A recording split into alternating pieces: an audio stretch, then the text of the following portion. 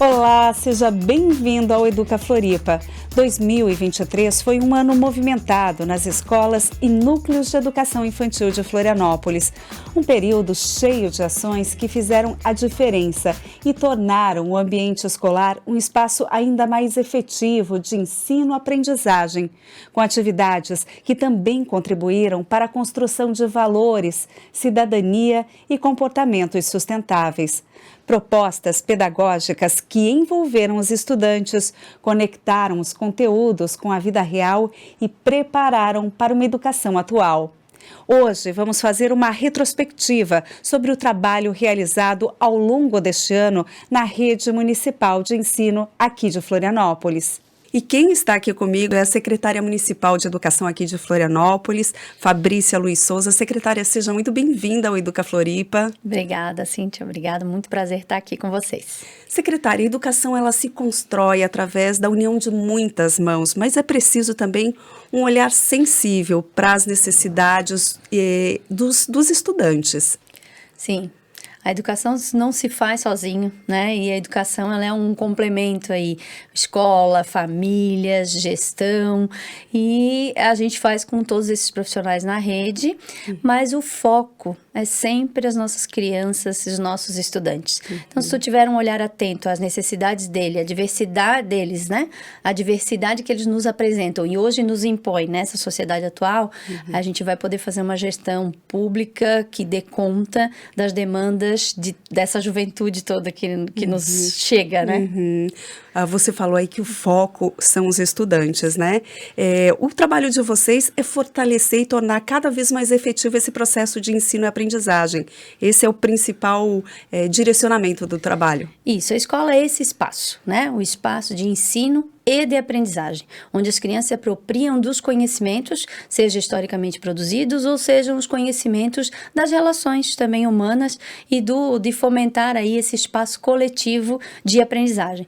Então, o nosso foco é sim o ensino e aprendizagem, tanto que esse ano a gente tem alguns programas do governo federal e um deles, o programa de alfabetização, né, que é criança mais alfabetizada, e isso nos importou muito no momento que chega esse programa, porque nós tínhamos aí já uma análise da rede, do déficit que nós tínhamos em algumas crianças que não estavam alfabetizadas, e isso é um desafio muito grande para nós. Tanto foi esse ano, como será no próximo ano, porque aí já com a adesão ao programa, nós desenvolveremos formações mais intensas, desenvolveremos mais ações de alfabetização para que as nossas crianças estejam na idade certa alfabetizadas.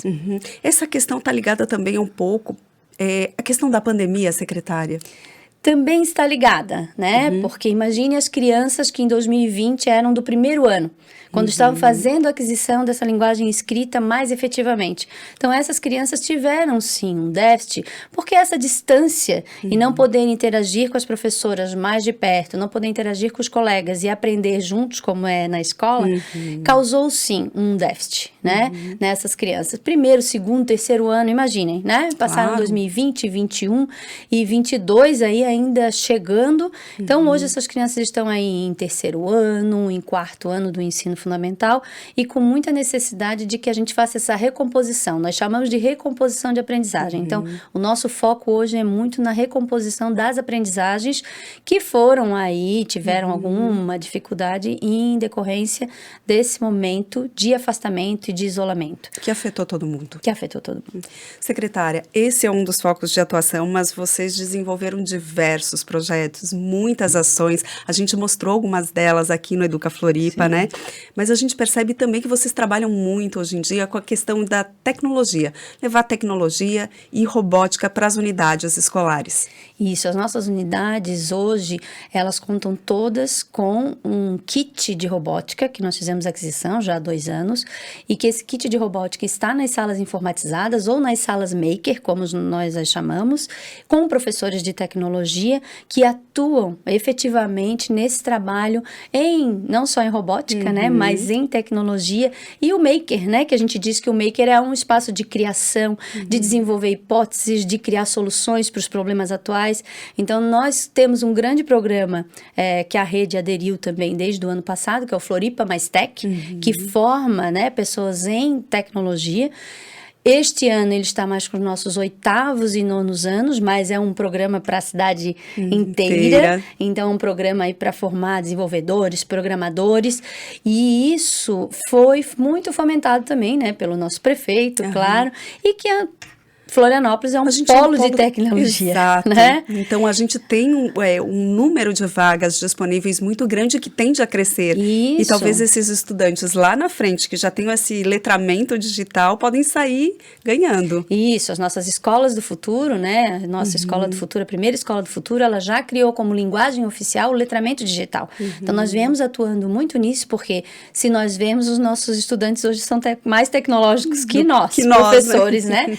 Então, a gente atua naquilo que é próprio para eles, é muito mais fácil deles atuarem.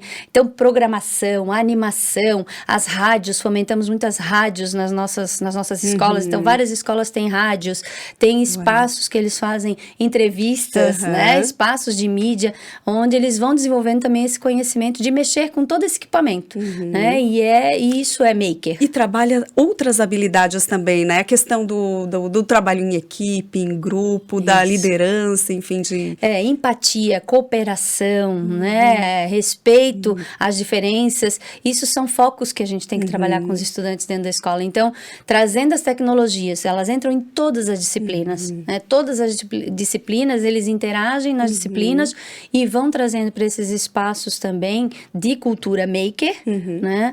A disciplina que por vezes não vai ficar mais só lá no caderno, ou no quadro, ou no professor passando. Vai ficar nessa interação dialógica, como nós dizemos, né? Entre o estudante, a criança, o estudante e o professor, mas aí toda a escola também. Que aí os professores atuam em compartilhamento, né, de ações.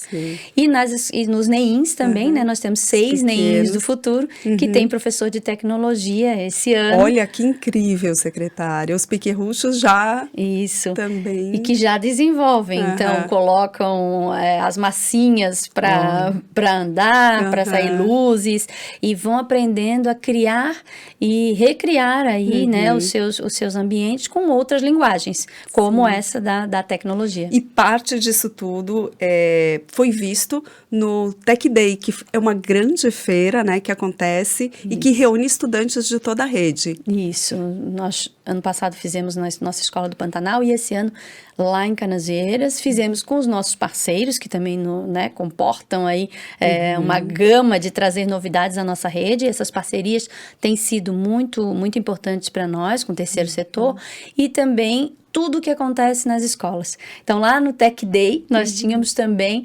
na mostra de trabalhos, um trabalho da educação infantil. Olha só. De tecnologia na educação infantil. Vimos competição com robôs, as crianças que fizeram câmeras de ré, e como atuar numa irrigação do solo para a horta escolar. Então, tinham diversos trabalhos muito ricos e que desenvolviam mesmo essa habilidade de pensar, de programar, de solucionar e de pensar no mundo, porque o nosso grande objetivo também é que eles criem soluções para os temas atuais do mundo que eles vivem. Isso é muito interessante, né, secretária? Porque quando a gente coloca o estudante nessa posição de olhar a comunidade escolar, olhar também a comunidade onde ele reside e pensar em possíveis soluções, traz uma questão de autorresponsabilidade que começa a ser desenvolvida desde cedo. Isso, que nós chamamos de protagonismo, né?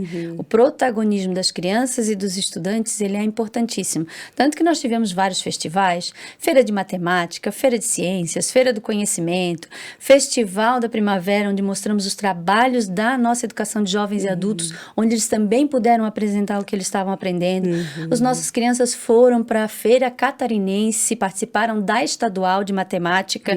Então, muita coisa acontecendo. De robótica, foram para a feira em Joinville de robótica. Então, as nossas crianças têm aí um movimento muito grande na rede. De vivências e experiências, né? De aprendizagem. Pois é. E a gente vê que, além do conteúdo tradicional, curricular, vocês também estimulam muito projetos de contraturno, onde também amplia-se muito a vivência, né? Isso. A Escola em Tempo Integral, outro programa do governo federal que também aderimos, mas que já fazíamos, né? Então, nós O tempo integral já é adotado pelas nossas escolas e as escolas também, algumas escolas nossas, como as escolas do futuro, que já tem primeiro ao quinto ano, já é integral. Então, tem diferentes projetos. Projeto de leitura, até projeto socioemocional nós temos, Olha né? só. E Libras também, outra linguagem que também se torna oficial nas nossas escolas do futuro, para que realmente a gente amplie a comunicação, o pensamento, o respeito, né? As diferenças. Com certeza. Secretária, a senhora falou aí em escolas do futuro e núcleos de educação infantil do futuro. Para quem não conhece muito bem, essas unidades, elas têm uma proposta pedagógica diferenciada. Elas têm uma proposta pedagógica ampliada, eu diria. Nós ampliamos as possibilidades dentro dessas escolas e desses NEINs. Por exemplo, né, o letramento digital como linguagem oficial, Libras como linguagem oficial. Então, mas nós temos em outras escolas também os nossos projetos inovadores. Então, as nossas escolas não perdem nada, mas algumas têm alguns projetos mais específicos. Claro. NEINs do futuro, qual é a diferença deles? É que neste ano eles começaram a ter professores de áreas. Áreas, o que a gente chama, né? São professores de artes, professor de tecnologia, professor de inglês, que não tem realmente em todos os nossos NEINs, por enquanto. Por enquanto. Né? Mas que nós já inserimos esses profissionais até num projeto piloto para entender como esses profissionais também vão atuar dentro das unidades de educação infantil. Que antes o professor, com todo o nosso currículo da educação infantil, trabalhava globalmente. E agora ele é articulado com esses professores de áreas que têm conhecimentos específicos e podem ajudar que as crianças conheçam e aprendam muito mais. Que bacana. Agora, outro fator, outra característica muito importante da rede municipal de educação aqui de Florianópolis é a questão da educação especial pela perspectiva inclusiva. Nós realmente fazemos um trabalho diferenciado aqui. Sim, mais de 20 anos que a rede vem fazendo essa discussão muito efetiva e formando professores para a educação inclusiva, para a inclusão da pessoa com deficiência. Então, nós temos aí uma gama de professores, nós temos salas multimeios. Em 2016, nós tínhamos 30 salas, hoje nós já temos 69 salas multimeios, que são salas específicas para atendimento educacional especializado para as crianças com alguma deficiência. E além desses professores qualificados em educação especial, nós temos também professores auxiliares que acompanham os estudantes na melhoria aí do seu aprendizado quando é necessário. E tem crianças que se regulam muito bem, conseguem lidar tranquilo e só ficam com o atendimento do AEE. Mas tem crianças que precisam de um outro adulto para que o ajude nas tarefas do cotidiano dentro da escola, para que ele seja incluído. Né? Secretaria, esse ano também foi marcado pelo SAEB, que é um sistema de avaliação da educação básica, envolve estudantes de todo o país, mas Florianópolis esteve mais engajado nessa avaliação e que ela não serve só para trazer indicadores para a gente desenvolver políticas públicas, mas também viabiliza recursos importantes. Isso. Né? O sistema de avaliação da educação básica, ele é importantíssimo porque ele traz, né, ele revela os indicadores nacionais do que a gente precisa melhorar e onde que a gente precisa atuar. E a nossa rede, nos últimos anos, ela tinha dado uma baixada aí de participação. E esse ano, então, foi um grande objetivo nosso. Desde o início do ano, nós só falávamos em SAEB, com os nossos diretores das escolas, né, e na importância disso, para que a gente entenda que todo esse financiamento que vem para a educação, ele diz respeito também aos resultados que nós temos. E hoje a gente se baseia muito nesses resultados para que então os financiamentos sejam divididos aí e que a gente possa adquiri-los. Então, fizemos uma força-tarefa junto às nossas escolas, aos diretores, aos professores, e foi lindo, porque nós tivemos aí uma participação muito efetiva das nossas escolas, fizemos alguns simulados para que os estudantes se ambientassem como que é a prova, e o SAEB, ele cria um critério de que tu tem que ter uma participação no mínimo de 80% dos estudantes, baseados no censo escolar, que ele é finalizado em maio. Então, às vezes, a gente tem essa movimentação de estudantes e, às vezes, a gente não tem o 80%, né, por essa movimentação. Mas a nossa diretoria de educação fundamental foi efetiva nesse sentido, junto às escolas, e nós estivemos lá junto para que tivéssemos 80% na maioria das escolas. Então, a maioria de nossas escolas, 2 ou 3 é que não conseguiram, a gente teve um dia de muita chuva, e nesse dia nós não conseguimos os estudantes em algumas escolas, mas bem diferente da anterior, porque a anterior nós tivemos 3 escolas participando, e agora nós vamos ter 30 e poucas escolas. Com certeza. Estando contempladas nessa análise de avaliação, e isso para nós foi uma felicidade imensa deste ano. Secretária, nosso tempo está encerrando, mas a gente não pode deixar de tocar na questão de que você é a primeira professora da rede a ocupar o cargo de secretária municipal de educação. A responsabilidade aumenta? Aumenta. Aumenta muito, porque, como todos dizem, né, você nos representa. Eu represento aí, então, todos esses 7.000 profissionais que nós temos na rede municipal, buscando entender o que a gente precisa lá no chão da escola e o que as crianças precisam.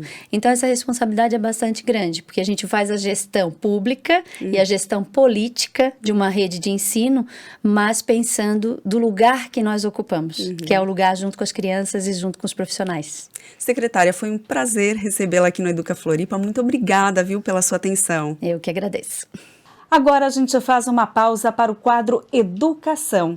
Nós já mostramos aqui no Educa Floripa, durante este ano de 2023, diversos projetos de contraturno escolar.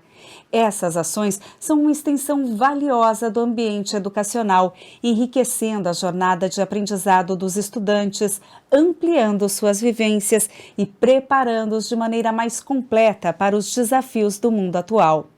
Hoje, a gente vai conhecer o projeto de Ciências Atmosféricas realizado na Escola Básica Municipal Virgílio dos Reis, Várzea. O projeto das Ciências Atmosféricas ele é uma iniciativa que começou com a Escola do Mar, né, aqui de Florianópolis, e nós somos uma das escolas contempladas, são 4 escolas no total e que a Virgílio foi uma das escolas contempladas para começar esse que é um projeto piloto. O nosso projeto ele funciona em 2 partes, a gente tem a coleta de dados, que é feita de acordo com os protocolos do Instituto Globe, que é um instituto que, por sua vez, passa esses dados para a NASA. Então, tudo que a gente coleta aqui, a gente chama de ciência cidadã e pode ter um efeito em pesquisas, né, em um grau aí até internacional. Então, a gente tem essa coleta de dados e depois que a gente coleta os dados, observando o céu, as nuvens, a temperatura, a pressão atmosférica, vários fatores climáticos, a gente tem o processo, então, de construção de uma mini estação meteorológica aqui na escola. A gente começou com um pluviômetro, que é um instrumento que é utilizado para fazer medição de quantidades pluviométricas, aqui no Brasil especificamente chuva. Então o pluviômetro ele capta a água da chuva ali em cima com aquela garrafa, essa água ela vai descer para aquela mangueirinha, embaixo a gente tem o que a gente chama de um balão volumétrico, que é um vidro de 1 litro que vai recolher essa água. E toda semana a gente vai vir aqui, vai observar, vai coletar essa água e fazer a conta de quantos milímetros de chuva caiu naquele tempo decorrente de uma semana. Essa é a ideia. A gente tem planejado construir um barômetro ainda, que é um instrumento que mede a pressão atmosférica. A gente quer construir um anemômetro que mede a velocidade do vento, uma biruta para medir a intensidade e a direção do vento também. Temos vários projetos aí para começar e quem sabe finalizar esse ano também já. O próprio engajamento deles melhora bastante, né? Eles estão interessados. E aqui a construção especificamente é algo que demanda muita trabalho, assim, botar a mão na massa. E é algo que eles não têm na sala, né? Eles têm pouco, então assim, eles parafusarem, medirem, tudo isso são habilidades que eles vão precisar na vida, né, no futuro, como adultos. E eles estão já começando a aprender a fazer aqui, sabe? Então isso é muito legal. Além, claro, de toda a questão do conteúdo, de entender as mudanças climáticas, ter, né, conteúdo para discutir esse tipo de assunto que eles já vêm fazendo nas nossas reuniões aqui é muito legal, muito interessante. Essa é uma oportunidade incrível para ampliar conhecimentos. E a gente segue o Educa Floripa falando agora sobre matrículas, indicadores e metas educacionais. E quem está aqui comigo para falar sobre esse assunto é o Eduardo Savariz Gutierrez, da Subsecretaria de Gestão e Operações Educacionais. Eduardo, seja muito bem-vindo ao Educa Floripa. Muito obrigado pelo convite, é uma honra estar aqui podendo falar um pouquinho sobre educação com vocês. Eduardo, a Subsecretaria ela cuida exatamente do quê? De vagas, matrículas, dados educacionais, é isso?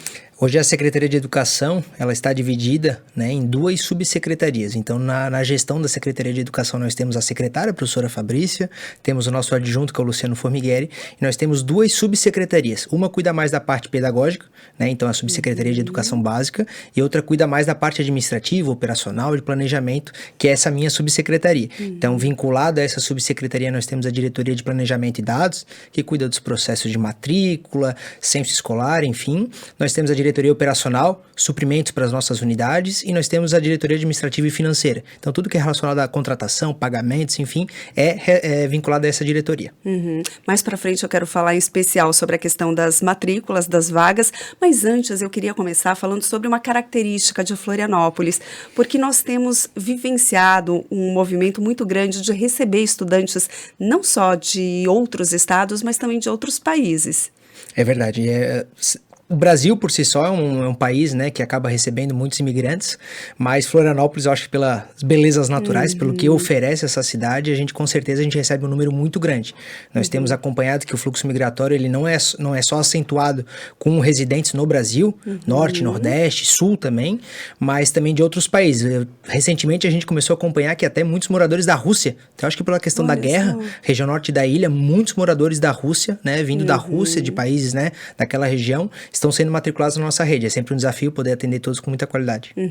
E aí vocês precisam planejar, né, de como que vão receber esses estudantes. Vocês precisaram aumentar o número de unidades, aumentar o número de vagas. Onde é que foi o maior crescimento?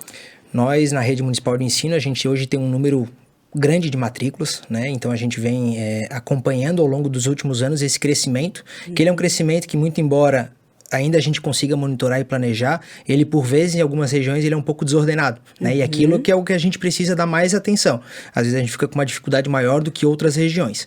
Mas a gente vem ao longo dos últimos anos fazendo um investimento muito grande na construção de novas unidades educativas. Já foram dezenas de unidades dentre escolas e creches. Então escolas, a gente já inaugurou 3 escolas, né, novas que não estavam no planejamento. Nós inauguramos também outras unidades de educação infantil, além de ampliar as nossas vagas na rede municipal de ensino. Então isso vem numa política de ampliação das vagas, e não bastasse isso, a gente ampliar o número de vagas, a gente tem feito um acompanhamento muito aproximado das unidades, frequência, a chamada das crianças, verificar por que as crianças não estão vindo, e aqueles que de repente abandonaram, a gente pode estar liberando uma vaga para uma família que quer aquelas vagas. Então a gente cresceu mais ou menos 10 mil vagas, né, de 2017 para cá. É um número muito grande, né? Vagas à disposição da comunidade, mas com certeza ainda por algumas regiões ainda a gente passa por alguns desafios, mas a gente vem cada vez mais conseguindo atender todos com muita qualidade. Hoje são quantos estudantes e quantas crianças, estudantes matriculados nas escolas e as crianças nos núcleos de educação infantil? São quantos no total? Nas unidades de educação infantil nós temos 19 mil crianças, né, sendo atendidas. Dentre as nossas unidades de educação infantil, que são os nossos NEINs, Núcleos de Educação Infantil Municipal, e também nas creches que a gente chama de creches conveniadas, as instituições parceiras. Nós temos 11 instituições que nós repassamos recursos e eles fazem o atendimento da educação infantil. Então, aproximadamente 19 mil crianças. No ensino fundamental, a gente esse ano já ultrapassou o número de 20 mil crianças, 20 mil estudantes. Então, de 6 a 14, a gente tem alguns com, né, distorção e idade séria, mas de 6 a 14 do ensino fundamental, do primeiro ao 9º ano, aproximadamente 20.100 estudantes.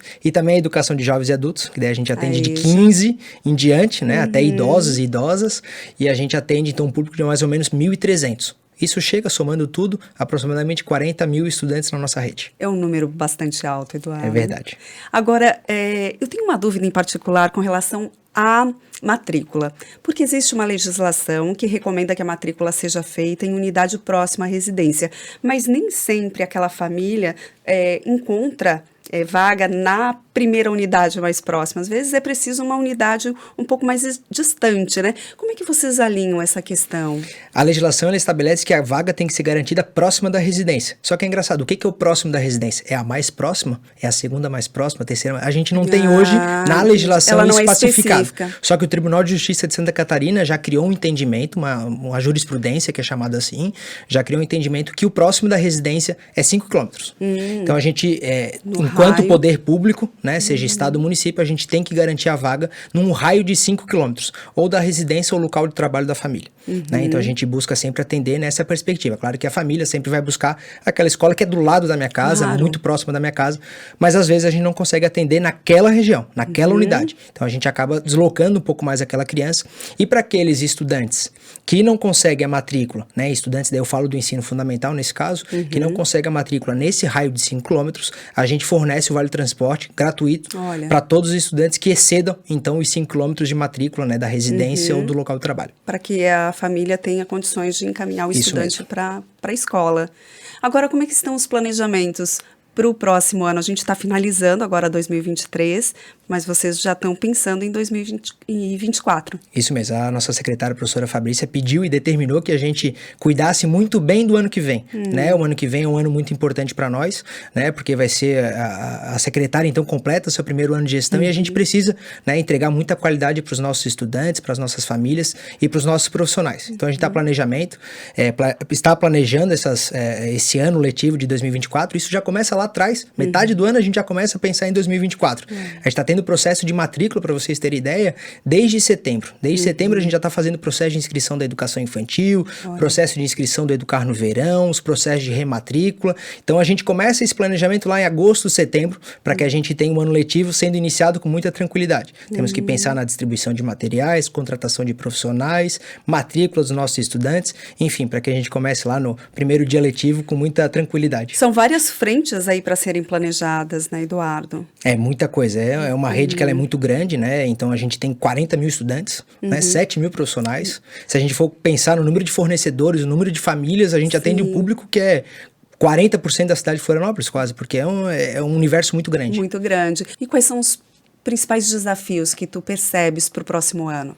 Os principais desafios sempre na gestão pública, na minha avaliação, é um pouco da burocracia que a gente tem, né? A gente não consegue fazer sempre na velocidade que a gente imagina. Então isso sempre nos toma um pouco mais de tempo, um pouco mais de demanda, mas que com certeza a gente vai destravando boa vontade, né? Boas intenções, a gente vai conseguindo vencer a burocracia, que é um dos calcanhares de Aquiles da gestão pública. Agora, Eduardo, com relação a vagas da educação infantil, esse sempre foi um gargalo aqui em Florianópolis.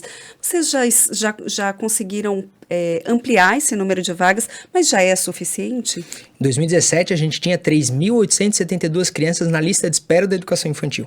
A gente foi ampliando, então, o número de crianças matriculadas. Lá a gente tinha 15 mil, hoje a gente tem próximo de 20, são 19.200, né, e um dado mais quebrado. Mas hoje a gente atende um público muito grande. Nós temos vagas sobrando na educação infantil. A gente já tem 2.500 vagas sobrando na educação infantil. E a gente fez um grande processo de inscrição agora no final do ano, né? Fizemos um grande processo e a gente não ficou com 80 crianças na fila de espera. Esse dado, assim, é fantástico, nunca aconteceu na nossa rede e a gente trabalha, né? Isso é um pedido da nossa secretária, que a gente trabalhe para poder atender todos, né, que zere a fila de espera, e esse é um objetivo nosso já para o ano que vem, e também que a gente volte a começar a ampliar a integralização dos nossos estudantes. Né? Tem uma discussão muito grande na rede, que algumas vagas acabaram sendo divididas em meio período, parcializadas, justamente para a gente atender aquela demanda lá atrás, de quase 4 mil crianças que estavam fora, né, muito alto, mas agora a gente começar a ampliar, não só atender todos, né, e zerar a fila de espera, mas começar a voltar a ampliar a integralização dessas crianças. Porque a partir do momento que vocês conseguem zerar essa fila de espera, vocês também começam a ter espaço para trabalhar ainda mais em outras questões, né? Isso mesmo, quando a gente tem uma demanda reprimida muito grande, a gente tem que focar única e exclusivamente na garantia do acesso. Esse talvez foi a nossa principal batalha nos últimos anos. Ao invés da gente ficar só pensando na qualidade, em novos investimentos, a gente pensava muito assim, temos que colocar essas crianças para dentro da creche ou da escola. Né? É sempre o nosso principal foco, garantia de acesso. Hoje a gente já está um pouco mais tranquilo nessa situação de vagas, seja na educação infantil, no ensino fundamental, e nos tranquiliza para a gente pensar em novos investimentos em outras áreas. Fazer outros planejamentos. Isso mesmo. As matrículas já encerraram em dezembro, ou elas iniciam em janeiro? Como é que funciona esse calendário de matrícula? A gente organizou o processo, então, desde setembro, a gente divide por educação infantil e ensino fundamental. Na educação infantil, nós já fizemos um grande processo de inscrição em setembro. Nós fizemos as inscrições para o Educar no Verão. Então, educação infantil, tudo zerado, já tudo realizado, tudo organizado. Do ensino fundamental, a gente fez alguns processos. Foram 4 processos já nesse ano. Então, processo de rematrícula, matrícula interna, transferência e o grande processo de novas matrículas. Que esse acontece, então, no início início de dezembro, mas com certeza a gente vai conseguir atender toda a demanda. Eduardo, muito obrigada pela sua atenção, pela tua participação aqui no Educa Floripa. Obrigado pelo convite, foi uma honra aqui poder falar um pouquinho da nossa retrospectiva de 2023, o que a gente está planejando para 2024. Com certeza vai ser um ano bastante desafiador, mas muito tranquilo, que a gente está fazendo um ótimo trabalho liderado pela nossa secretária. Muito obrigada, Obrigado. Eduardo. E o Educa Floripa de hoje fica por aqui. Nós agradecemos muito a sua atenção e, em nome de toda a equipe do Educa Floripa, desejamos um feliz 2024. Até mais!